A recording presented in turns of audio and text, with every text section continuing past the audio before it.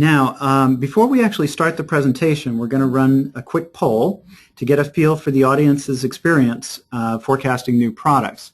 So what I'd like you to do is to use your control panel and answer this question: what % of your forecasting effort focuses on new product forecasting?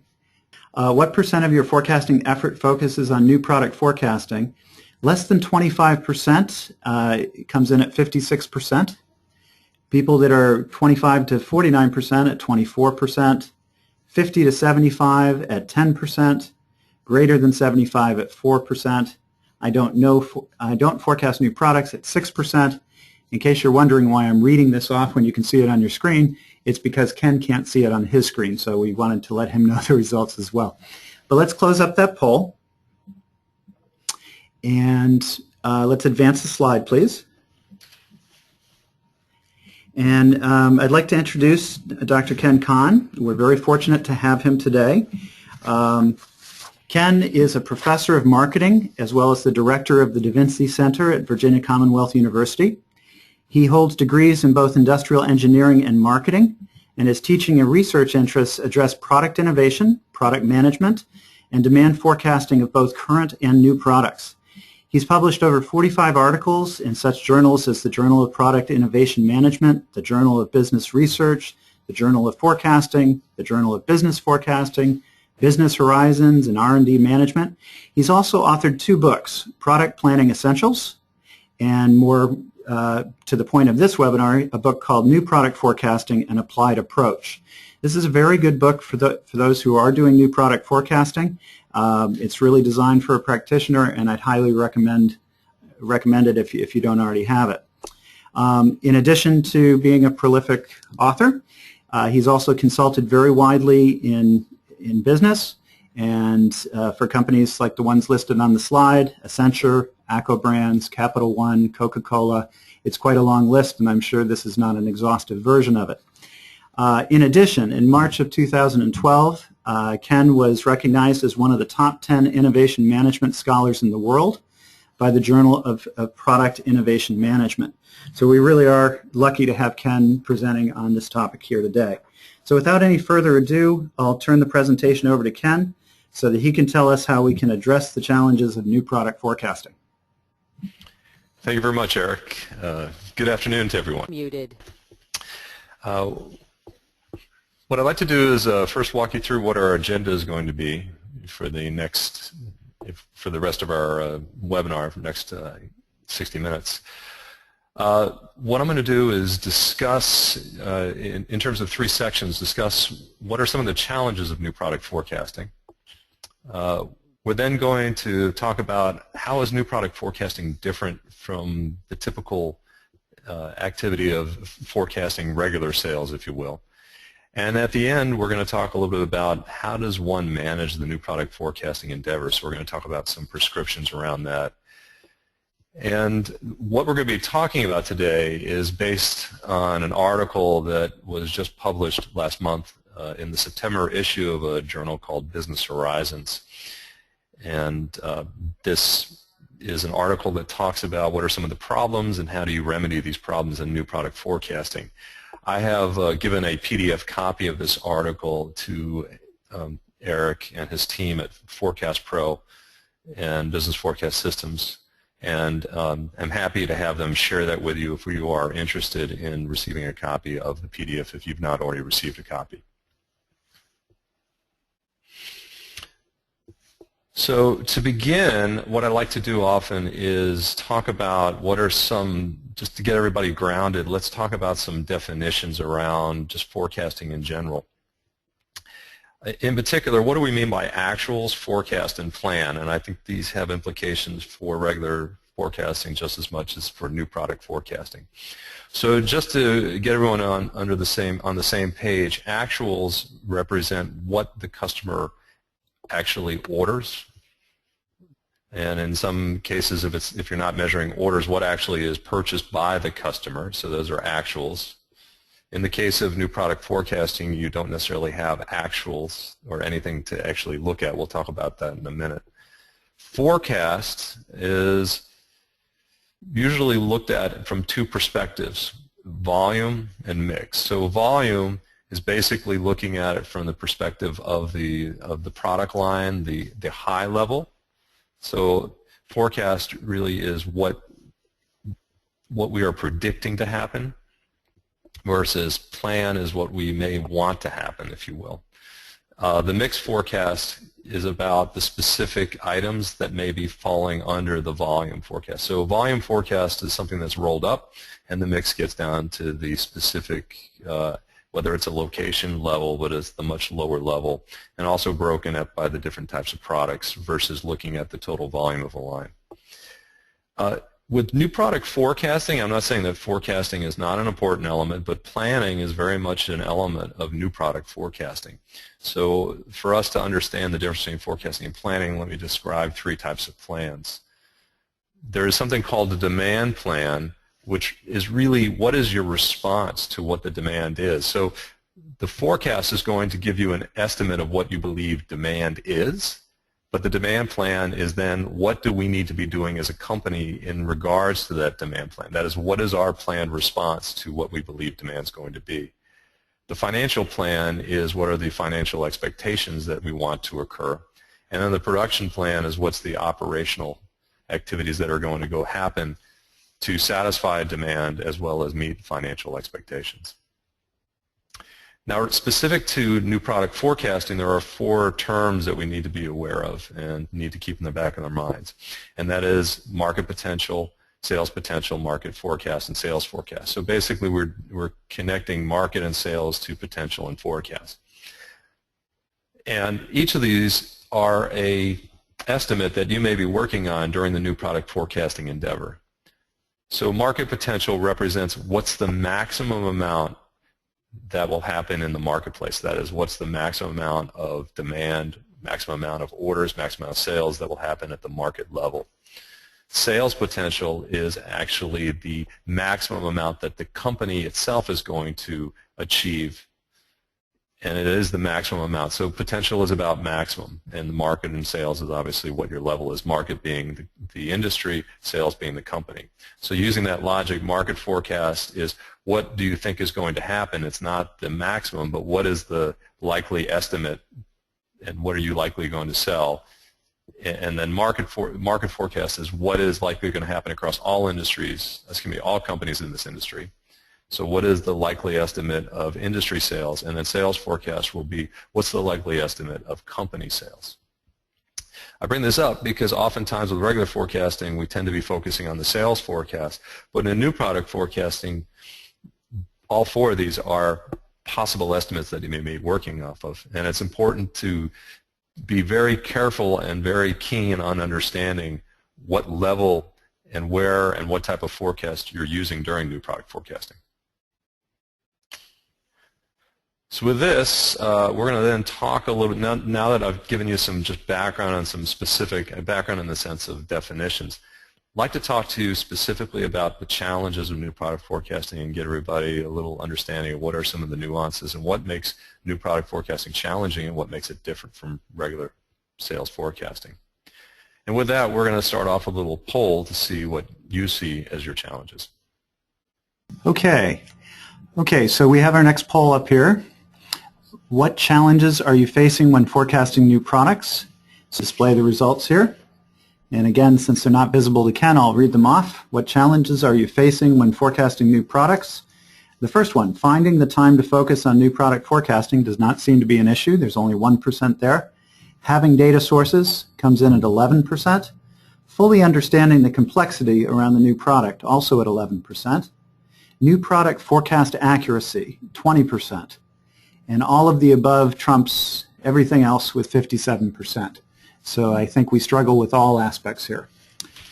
Okay, so let's close up this poll. And we're back to you, Ken. Thanks, Eric.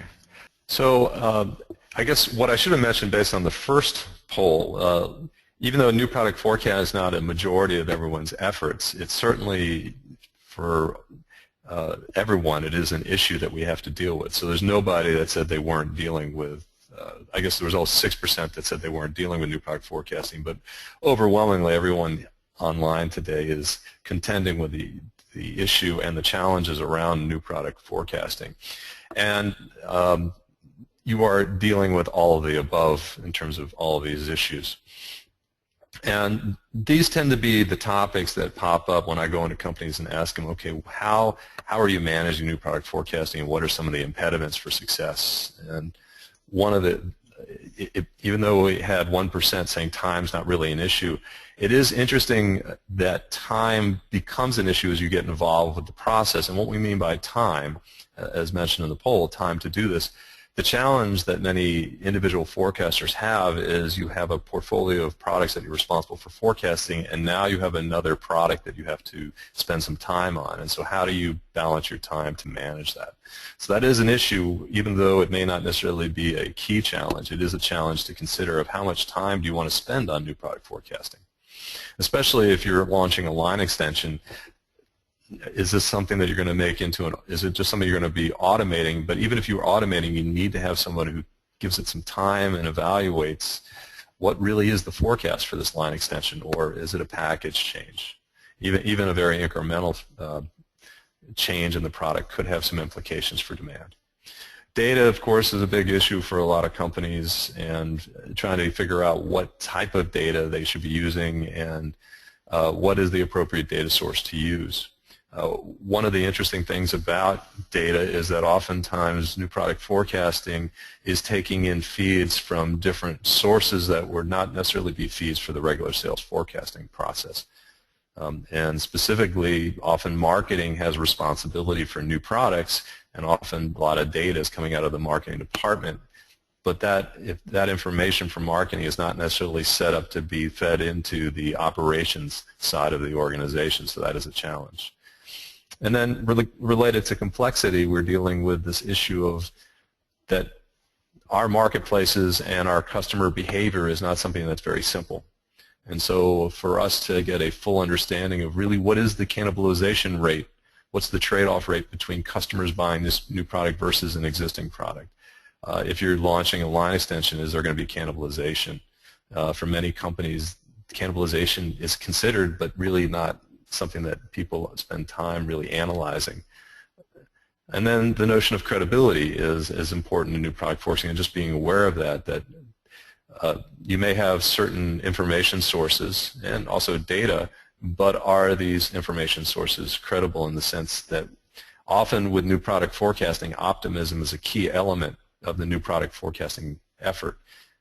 And in fact, to get many new products approved to move to the marketplace, there needs to be optimism around that new product so that people are excited. The challenge is that optimism doesn't necessarily translate into a realistic forecast.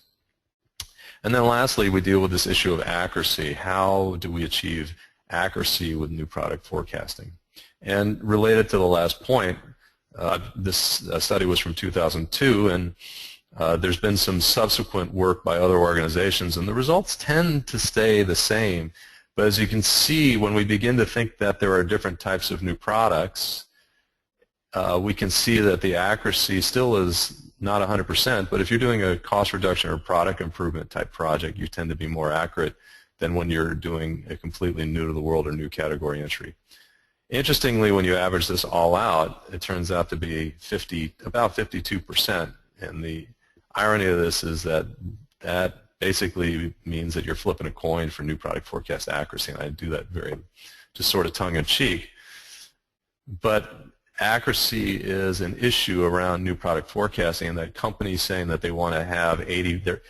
The challenge is if you're trying to equate the accuracy of new products with the type of accuracy you're achieving with existing products, looking at those as one-to-one situations is not appropriate. So that gets us into, okay, given that accuracy is so low for new products, how is new product forecasting different, or how should we look at the differences of new product forecasting? And this is where the article that I previously mentioned comes to play. What I'd like to do is have you begin to think around forecasting on 5 different dimensions. And specifically, I would like to have you think about the data elements. There's a data element to forecasting. There's an analytics element to forecasting. There is the forecast, and what we mean by forecast is what really is the outcome of the process. What is that number, if you will, coming out of the process? And I guess I should define this: data being what are the inputs to the process, analytics being what are the techniques and the analyses that you're conducting, forecast being that output from the process, the outcome. Plan is what are some of the initiatives that you're putting in place around the forecasting effort. And then last, how are you assessing performance, which we call measurement. As you can see in this grid, in the case of existing products, we have for data, there is history to pull on. And in some cases, if you have a product that's been around for many years, you have significant history. And often we refer to this as time series history. The challenge with new product forecasting is even if we're doing a line extension, the challenge is that we are working, much of our data is based on assumptions. So even if we do pull on history, we are making an assumption that the data is actually going to parallel and be a good starting point for the new product. And so what's happening is that oftentimes the data we use is predicated with assumptions, whereas in existing products, we have what were the actuals that for that product. So again, to get you to realize that there's a difference in the data input, history versus assumptions, with assumptions related to new product forecasting. The analytics, oftentimes for new product forecasting, we are going to be focusing a lot more on judgment because we are using assumptions. Whereas because we have hard data in the case of existing products, we can begin to become much more statistical, whether it's a time series forecasting technique, a regression-based forecasting technique. But in the case of new product forecasting, certainly we can use regression and time series with some of the history, but again, we're making assumptions, and we're going to have to overlay what's coming out of that forecast with judgment, and we have to then also overlay some judgment on that forecast because we don't necessarily know if the history is really mapping one-to-one to the new product in terms of what type and what the customer reaction is going to be. In terms of forecast, typically I'm not going to necessarily, this is a generalization, say that this, I'm not going to say that this is definitive, but it is a very strong generalization. And what I mean by strong is it's pretty close to what happens is in the case of existing products, we often want to have a point forecast, that is, give me the number. Whereas in the case of new product forecasting, we can't focus on a number. What we need to really focus on is a range. And typically this range is what is the optimistic forecast, what is the likely forecast, and what is the pessimistic forecast. In terms of plan, again, this is a generalization, but oftentimes using history and using the statistics and focusing on a number tends to paint a picture of certainty around the forecast. And what I mean by certainty is we're going to be falling in this number range. Or I don't want to use the term range. We're going to fall close to this number. And what I mean by certainties is we put in place safety stock because we know the number is going to fall within the safety stock range that we put together. However, in the case of new product forecasting, even if we have safety stock, there's no assurances that we're going to fall within what we predicted because many times we may exceed the upper range of safety stock because demand's huge, or we may have a failure and it will be much lower than what we predicted as our lower range. So what we need to put in place are contingencies that allow us to address demand shifts that we didn't necessarily expect. And then measurement, we tend to focus on accuracy because that is the predominant measure for existing products. And what I want to get people to think about in the mindset that you need to have for new product forecasting is it's not about accuracy, but it's about meaningfulness. Were you able to use the forecast, and did it have meaning for your organization, and were you able to properly respond to the marketplace? So let's talk a little bit about what I mean by data analytics, forecast, plan, and measurement related to the new product forecasting endeavor. One of the things around data and one of the elements going on with new product forecasting is that there is something called the new product development process. And the reason for sharing this process is so that you can see that there are different activities going on which relate to different types of data being collected. So as a result, your data sources and the type of data coming in are going to be very different. And if it's a completely new product, we're not going to have history on which to develop a forecast, but we may have opinion, we'll have judgment. Early on in, say, the scoping and the business case stage, we may have very early stage market data, user testing, or well, development and user testing data will come in the development phase. But we will have a concept testing going on in stage 1 and stage 2, early stage evaluations of these concepts with customers and maybe key stakeholders. And that information may or may not easily translate and help to develop a financial number, or I should say a numeric number, for us to then put into the process of forecasting.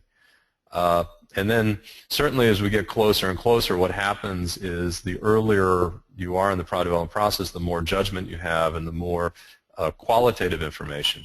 And as you get closer and closer to launch, you tend to become much more quantitative. So this is one of the challenges of new product forecasting. I've done some work with a company, and they have a lot of concept testing data, but the challenge is this data is collected is really just in transcripts. And the discussion is, okay, how do I take transcript data, which is really consumer opinions about the new product, and how does that then translate into helping us develop the new product forecast? That's the issue around new product forecasting and data. Another thing that makes this complex, not only the process and the decisions that are going on through the product development process, but also the strategies. And in a traditional sense, companies will be pursuing a market penetration, a product development. So the market penetration strategy would be product improvements or cost or price changes. Product development projects really relate to line extensions and what you're doing, so you understand this grid. Market penetration is when you're changing the current technology or really adapting it, and you're still going after the current customers, whereas line extensions as a product development strategy are developing new technologies but still the same customers. When we're in a situation where we have a current product and we're trying to find new uses in new markets, that's a market development strategy. And when we go after new to the company activities, such as a new category entry or new to the world, which is completely new technologies, you're diversifying. So the fact of the matter is, when you are pursuing these different strategies, you are dealing with different data sources and different types of data. So in the case of market penetration, you may, because you have an existing product and you're just tweaking and improving the product, you may be able to use the history of that product to forecast. But then when you go to the situation of line extensions, you have to make an assumption whether this product is going to parallel other products in the mix and in the line. So in short, we've got data changing over time as we go through the product development process, and we also have data needs changing in accordance with what type of strategy you're pursuing. So when we take this product market matrix, as it's called, and we begin to overlay it with a product development, new product forecasting strategy, we begin to see that depending on what your strategy and what types of new products you're trying to forecast has an implication for the types of techniques you're going to have. And this then leads itself into why the analytics are different. When we are dealing with product improvements or price changes and we're in a current to current, we have current products going after current customers, I have sales history and I can do analysis on that history. So the analysis could be time series based. When we go to a situation where I'm adding new technologies, new products to the line and still going after customers, I'm really beginning to look at, okay, what's the life cycle going on, and can I, it's often called looks-like analysis, do these products parallel to existing products in the line? Now when I'm dealing with current technologies to new markets, now I'm starting to deal with the uncertainty of the market. I don't necessarily have any data. However, in the case of customer and market analysis, maybe I can do some market research studies to understand what the marketplace is, and maybe there's some analytics or some quantitative information I can pull out of the studies. And the most risky and the most challenging projects are when you're dealing with new to the company, new to the world. And I would especially say new to the world, because sometimes with a new company you can look at what other companies have done if you can get that data. But in new to the world situations, a lot of what-if analysis and a lot of high-level type analysis, which when I make that point, when we begin to think about the current product development process, realize that oftentimes when we're early in the development cycle of a product, we are talking about market opportunity, or if you will, market potential. And it isn't until we get much later in the product development process where sales forecast really pops up. So just relating that back to this slide, oftentimes when we're doing the what-if analysis, it's really important to realize that we'll be starting out what-if on market potential, but that eventually has to translate down to a sales forecast. And I have been in situations where the what-if forecast has been the market potential, and unfortunately that gets populated as the forecast, even though it is the highest and the maximum that most get sales. So oftentimes, if you're not careful, what is a market potential, or if you will, maybe a sales potential estimate, is really what becomes the forecast. And really what happens when the product launches leads to disappointment, even though that was the potential estimate, not really what the forecast was. So I quickly share this slide with you just so you can see that there are different types of techniques for new product forecasting, and just want to impress upon you that we can do quantitative analysis with new product forecasting around time series or regression, causal modeling, but that there are other judgmental techniques that tend to take predominance, because you are dealing with a lot of uncertainty within the new product forecasting process. So some of these techniques can include executive opinion, Salesforce composite methods, Delphi method, scenario analysis, which is looking at it normatively or exploratory. Normative would be stepping out, whereas normative is going out to the future and then coming back, whereas exploratory is starting the present, working out to the future. There's decision trees and Markov process models. I've skipped assumptions-based modeling because that, for me, is a very popular technique, and a number of companies are beginning to use those techniques successfully, and I tend to find them becoming more and more predominant for new product forecasting. Interestingly, when you look at all the subjective assessment methods, the most popular method used by companies for new product forecasting still remains executive opinion. Little pause on that. So this is a technique that I often like to show companies on how to do new product forecasting, and many companies are doing some sort of variation. The challenge with assumptions-based modeling, as with many of the other subjective methods or qualitative methods for forecasting, is that these numbers give you a number at the end, you get an outcome, but they're very much predicated on what the assumptions are. So for example, what I have here is a assumptions-based model that builds down to a penetrated target market number, starting with what's the potential market, what's the available market, what's the qualified market, and then what's the size of the target market, bringing down to what your penetrated market is. Depending on what the assumptions are, have big influence on what the end number is. So starting out, what I like to recommend to companies is that just because you get an end number, you need to really carefully look at that number and also look back at the assumptions to make sure that the assumptions line up to what you think actually is going to happen, and that the assumptions are just as important as the final number. And that's one of the reasons why I like assumptions-based modeling, because it really forces you to look at what are the assumptions and not just the end number, because many companies tend to get preoccupied with what the end number is, not realizing how is that end number put together, and that can cause some problems with new product forecasting. So here's an example of the assumptions-based modeling using with a patient model. We've got a situation where there's a population of 10 million, 25% diagnosis rate, 10% prescription, 50% fulfillment rate, 90% channel availability, 112,500 patients. Realizing that that starting number population of 10 million very much influences that. So is the population really 10 million? These are questions that need to be raised during the new product forecasting effort. Another technique that I quickly will go over is this model called the Atar Model.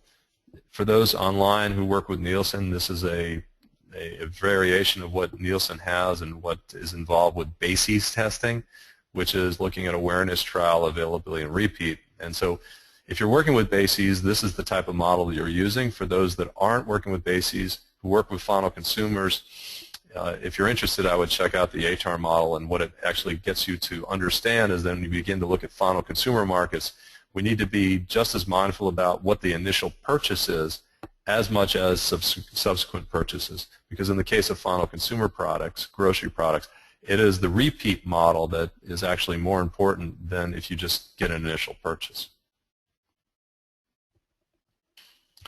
Now, quickly around forecast, just want to point out how the forecast is very much about ranges, not point forecasting, because when you're early on in strategic planning, concept generation, pre-technical evaluation, as I suggested earlier, we really don't necessarily know what the basis is around this marketplace for the product. We're very much talking about opportunity. But as we get closer and closer to commercialization, we're going to bring that uncertainty down. But even when we launch, there is going to be an uncertainty, if you will. There's going to be a range of optimism and pessimism and a likely forecast at the point of launch.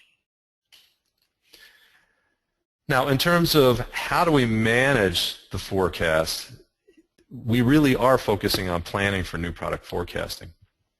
And this is an example of what's called a launch control protocol. And just giving an example of what planning means in the case of new product forecasting.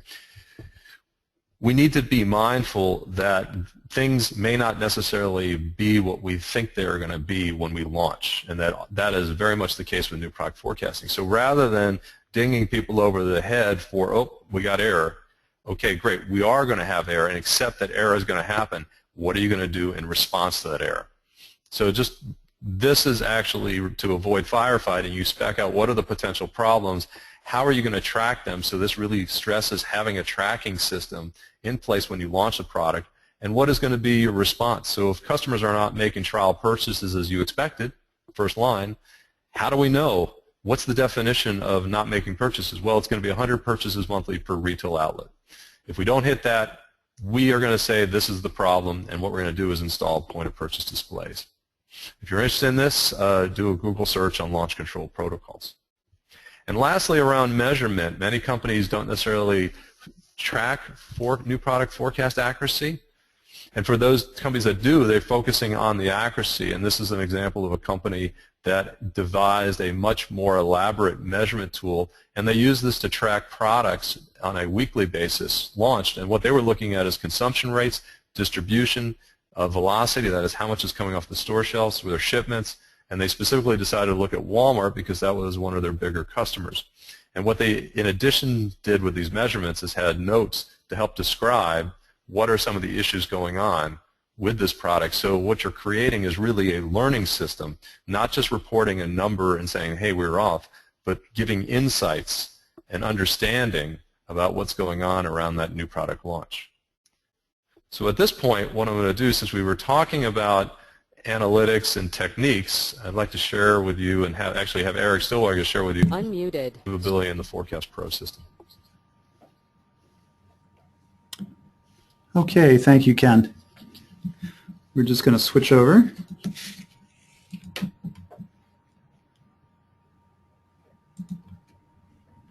Okay, so what I want to do now is to talk just a little bit about some of the methods, again, that Ken showed us, that analytics slide, and we talked about approaches to forecasting both existing and new products. I do want to talk a little bit about some of the methods that are found in Forecast Pro that can assist you with new product forecasting, and I've got some listed on the slide here. One thing that we allow is you to bring in external forecasts, so if we did have executive opinion that has come up with a forecast and we want to display it and maybe compare and contrast it to other forecasts, we can do so. We can add judgment to it as the process unfolds.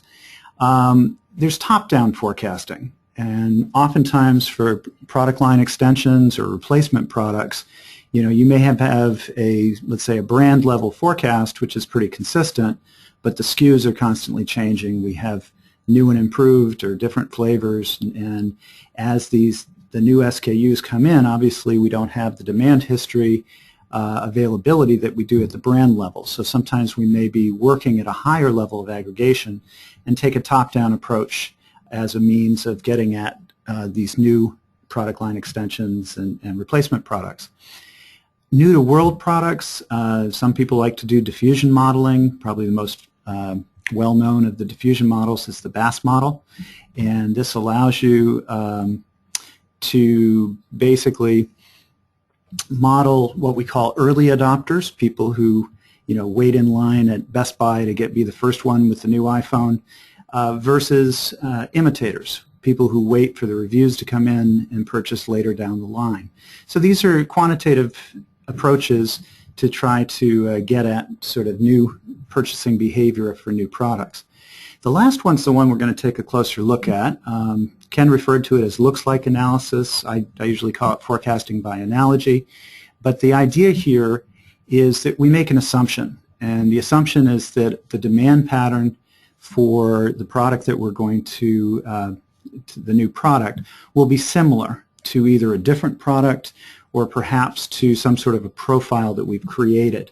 So, for example, if I were working, say, for a pharmaceutical firm, we're going to launch a new cardiovascular drug, perhaps I would base the pattern on sales of a similar cardiovascular drug when it was launched. What did it look like? It's a very useful technique. It's pretty widely used. You can use it with or without historic demand. The concept behind it is very, very simple, and if you want more detail on this, I'd recommend Ken's book. He goes into a lot of detail on all the new product forecasting models, so that's a good reference. But in a nutshell, let's say that this is the pattern we expect. Okay, so we're going to launch that new product. It looks like we've got some kind of filling the pipeline here. Then the sales go down, and then we go into sort of the repeat purchase behavior here. But so this is the profile. This is the shape that we expect. And this is what we call the analogy series, or the series that we want it to look like.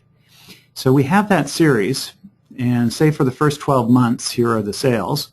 And it's a very straightforward matter to convert that from the sales per month to the percentage, or the relative percentage, that each month represents in the first 12 months total.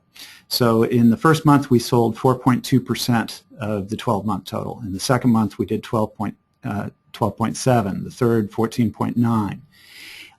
And clearly if we wanted to, we could add those up and get what's called the cumulative relative percentage, saying in the first month we sell 4.2% of the 12 months. In the first 2 months we sell 17. In the first 3 months we sell 31.8. And if we think in terms of these percentages, then as we actually launch the new product, we can look at our progress. How much are we selling versus what we were predicting? So let's take a look at this, and I'm going to do two examples here. The first one is the product hasn't launched yet, and what we're looking at is an automatic forecast created from the history, and in this case there is no history.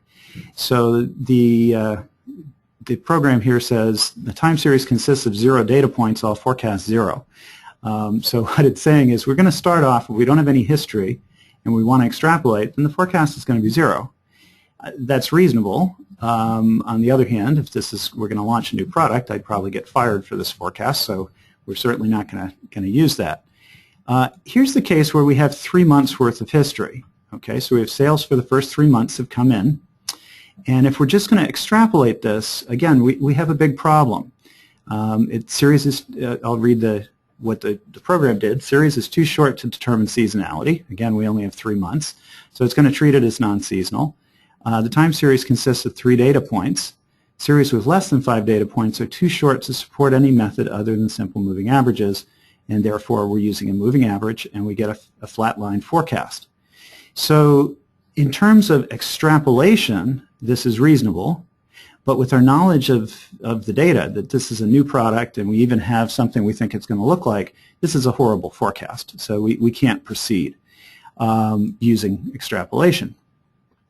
So let's do a couple of things here. I'm going to open up a window here. So our current forecast is 0, but I'm going to now show you the profile. This is the analogy series. So this is what we expect it to look like. This is the shape we want to mimic.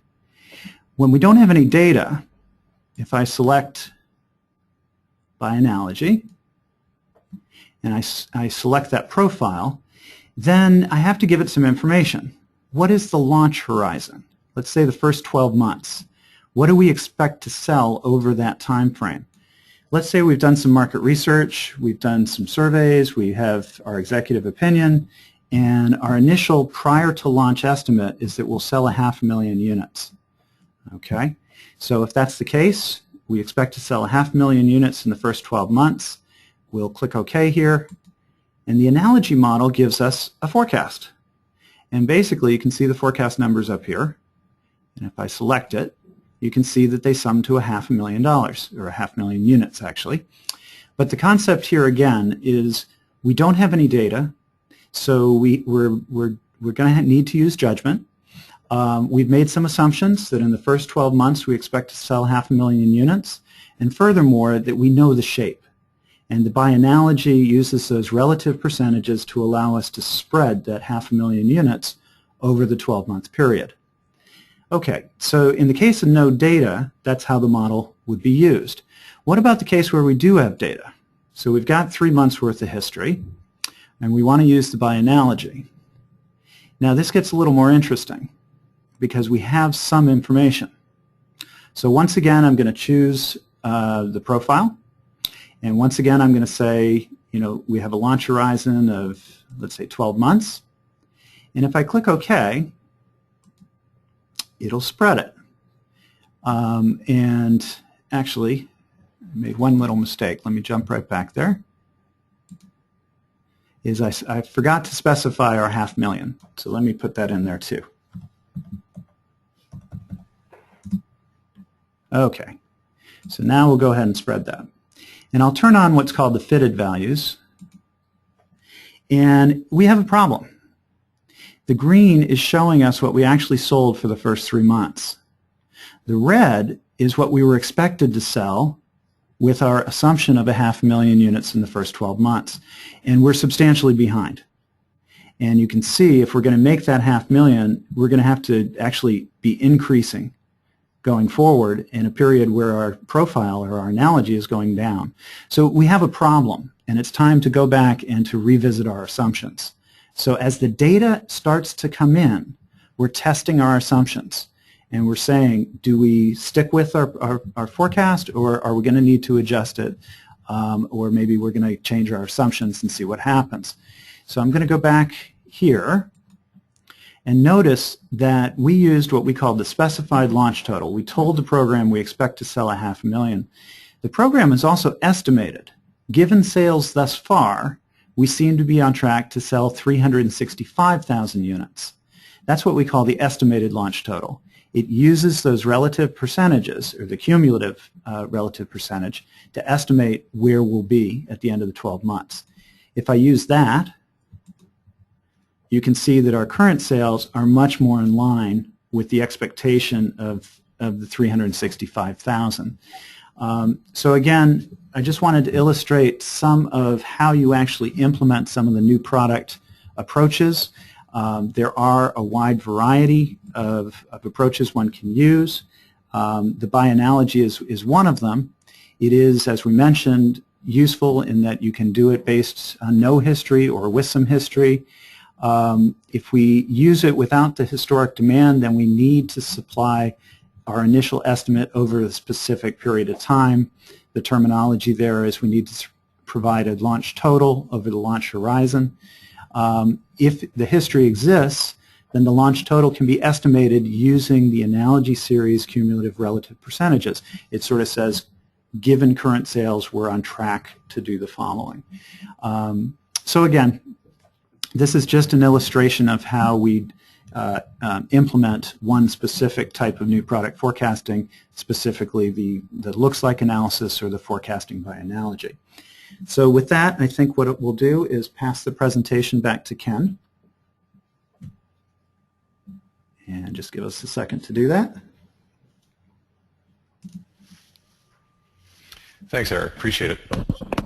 So Muted. a couple more slides to wrap up our discussion around new product forecasting, but what Eric showed was a really good example of how you're making assumptions and how sometimes you don't have history and sometimes you do have history. So let's finish up talking about the new product forecasting endeavor, and the one thing that I do stress is this term endeavor. It's not a forecast, but very much new product forecasting needs to be considered in the same,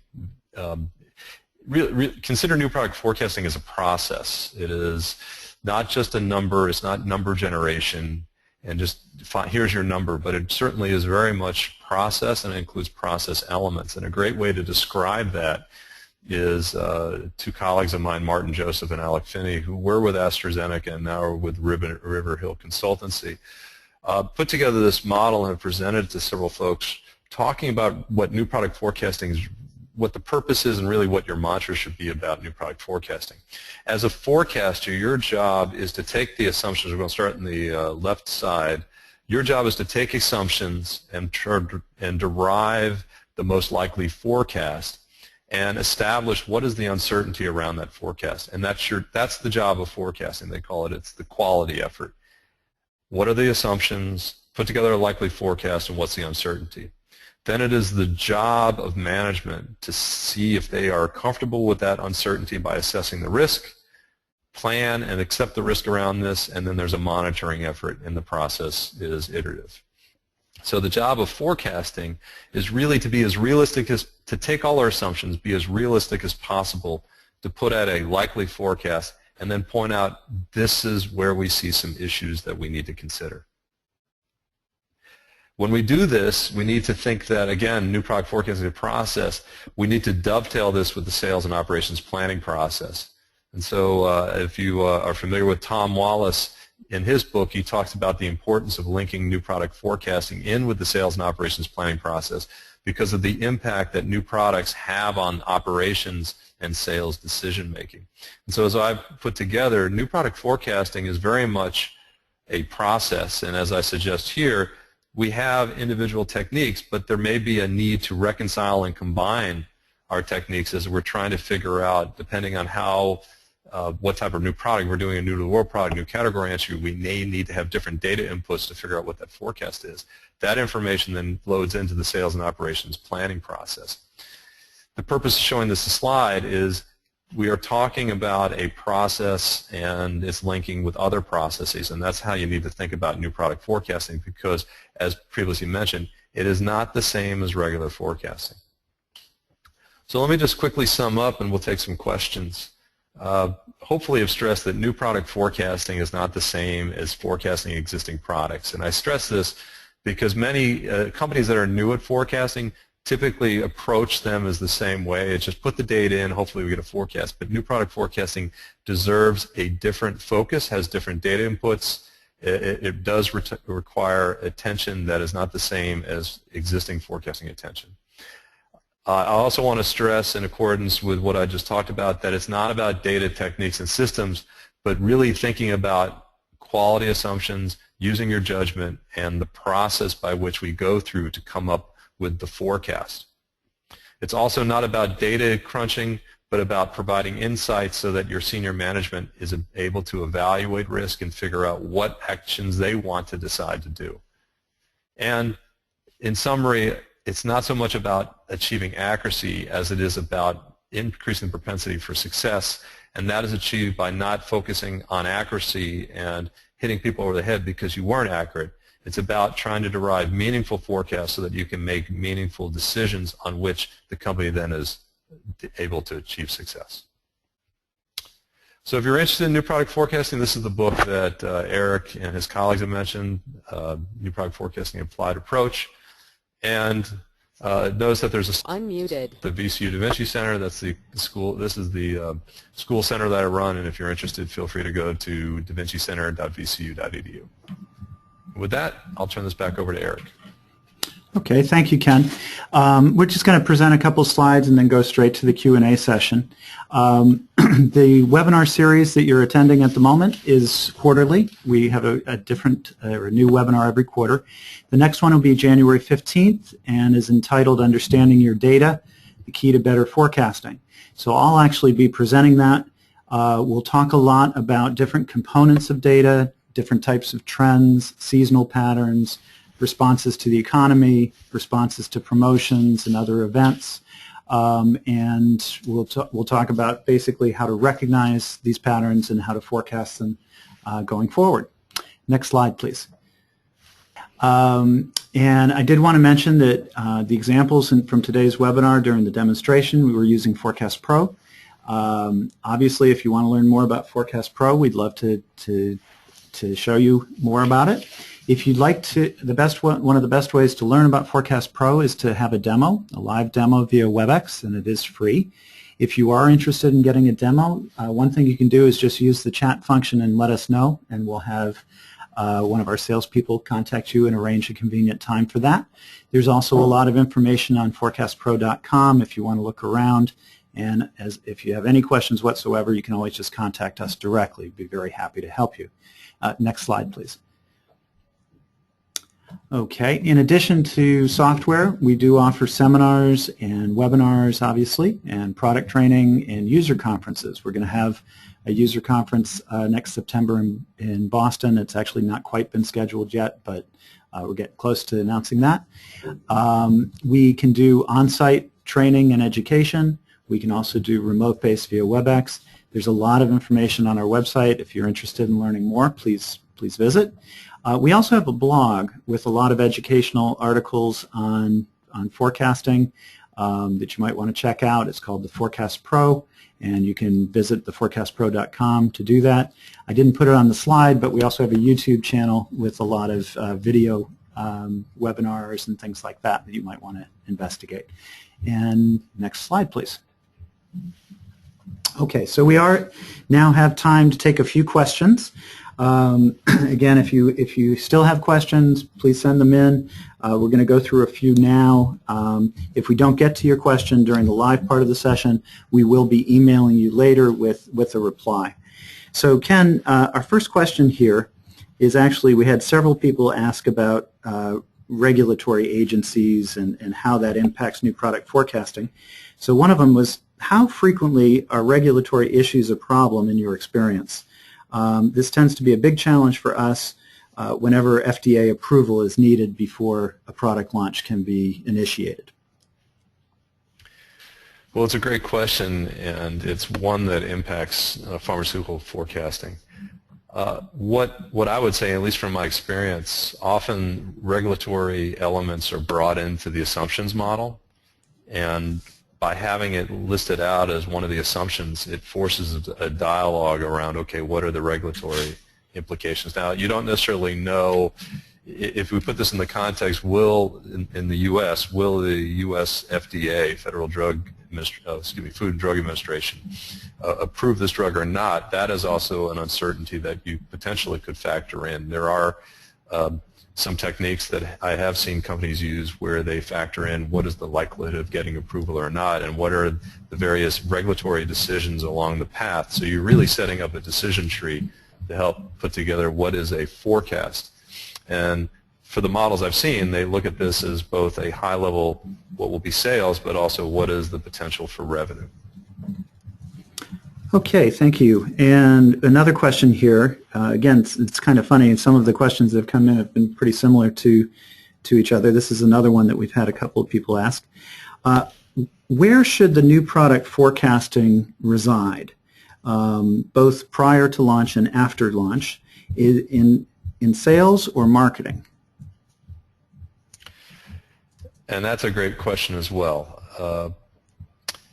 And what I often will say for any organization is who is really going to be the champion for new product forecasting? Because I have seen it also over in the operations side. Usually marketing has been tasked with doing new product forecasting, but it depends also on what is marketing's role in the organization and what is sales' role in the organization, and who has the resources that is going to be supporting the new product launch. If marketing tends to be part of sales, then it may be that sales needs to lead that. So it's sales or marketing. It very much is a decision on who is really going to have the resources to support the new product launch, and by de facto, then who is the one who has resources to support the new product forecasting effort. There's one company that I actually worked with, and even though operations was in charge of regular sales forecasting, it became very clear up front, because the process of new product development and the resources were all going to the product management function, that product management should be responsible for new product forecasting. And one little side comment on that is that when you are responsible for it, you also are responsible for the measurement and the outcomes of the forecast when the product actually launches. So in the case of this company, product management was held responsible for how accurate the new product forecasts were, as well as looking at other elements of the forecast related to the ability to work with certain partners to make sure that they weren't stocking out and meeting customer demand in the sense of their distributors. Okay, thank you. We have time for one more, and here it is. How many stages for data should a smaller company have, say for a $60 million in revenue, for example? And I guess that's a question related to the stage gate process. If you read, the gentleman's model who I shared was Robert Cooper, and he actually has a blog as well if you want to do a Google search on Robert Cooper and his company, I believe StageGate International. But it really depends on the company. Again, a lot of these answers depend on the context. They found that generally processes can be as low as 3 stages, or in some companies can be as much as 7 stages. For smaller companies, maybe 3 to 5 stages. But that's a product development process. The question also is, okay, how do you want to run your new product forecasting process in tandem with the product development process? And how important is new product? What I actually do with companies is actually ask that new product forecasting be connected to the new product development process, so when you hit your gates in the stage gate process, that there is a review of the new product forecast just as much as the review of what the product is. So there actually may be sub-stages or data collection that has to happen within the stages of product development as you're deriving that new product forecast. So in terms of how many stages for data, I think what also may drive that is if you're using an assumptions-based model, what are the assumptions that you actually have to address in putting together the forecast? So think about, okay, what is an appropriate assumptions-based model for us, and what are the data collection needs, and how are we able to collect that data at various points in the stage gate process, and that may actually help you how many gates are appropriate for new product forecasting. Okay, well, thank you very much, Ken. And we'd like to really thank you for agreeing to present today's webinar. I certainly found it very informative and very worthwhile, and judging from the number of questions and the number of people attending, I'm not alone in that. So thank you very much, and thank you all to members to the attendees for joining us today. And I hope to see you all, or so to speak, at our next webinar in January.